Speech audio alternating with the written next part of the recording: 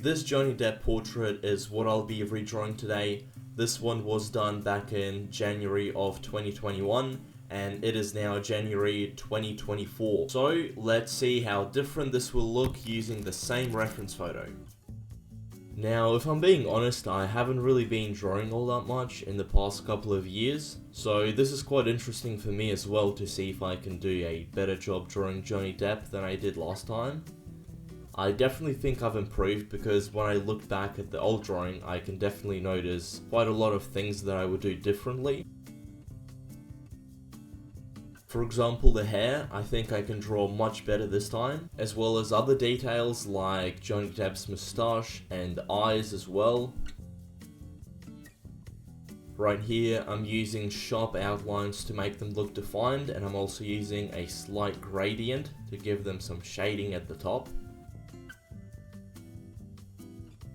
When it comes to shading his face, I really took my time to make sure I didn't go way too dark with the shading right off the bat, and if there's a mistake, I wouldn't have to use an eraser to get rid of some of the tonal value there. But this also meant the drawing would take longer to finish, and I think it took me about 6.5 hours to complete the full thing, which is on the longer side of most of my drawings.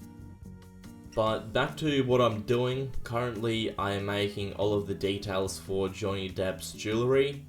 I don't really know what this exactly is, but there's a lot of gemstones, there's some gold, there's some silver, and next to his jewelry you can see the left side of his hair has this nice kind of texture feel. Again, not sure what it's called, but it was a lot of fun drawing actually, because I kind of used my shaky hand as an advantage and just drew a bunch of squiggles everywhere, which I think turned out pretty well. And now I'm just shading in the jewelry to make it look more three-dimensional. Now the right side of Johnny Depp's hair in this portrait looks completely different. It doesn't have that strange texture on it. It's just long and wavy, and I think I've captured this quite a lot better than last time. As you can see, I'm drawing all of the individual hairs by themselves, which makes it look more realistic. And now I thought this was about time to start drawing his costume, which was quite dark, so I didn't hold back on the shading at all, since it was definitely the darkest part of the whole drawing. As you can see, the sun was starting to set, which got in the way of my drawing, so I decided to finish it off in the next day.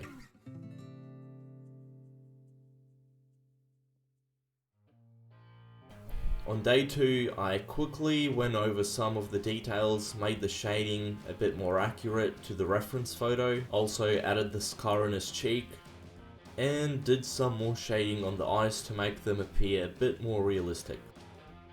The last thing left to do was to give Johnny Depp's facial hair a lot more definition.